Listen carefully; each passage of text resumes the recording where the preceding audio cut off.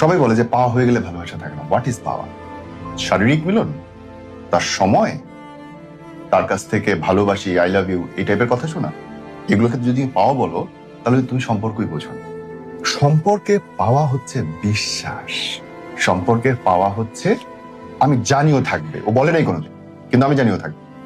সারা দুনিয়া শেষ হয়ে গেলেও ও আমার সাথে থাকবে, এই মানুষটা আমার সাথে থাকবে। আমার মা না থাক, বাপ না থাক, ভাই না থাক, কেউ না থাক, ও আমার সাথে থাকবে। এইটা হচ্ছে পাওয়া। আর এটা যে পায় সে কোনোদিন ছাড়ে না। সমস্যা হচ্ছে আমরা শরীর পেতে পেতে, আমরা চুম্বন দিতে দিতে ভেতরের চৌম্বকত্বটাকেই অনুভব করতে পারি না, চাই না, বুঝি না। আর যে ম্যাগনেটটা বোঝে সম্পর্ক কোনোদিন তার কাছ থেকে যায় না।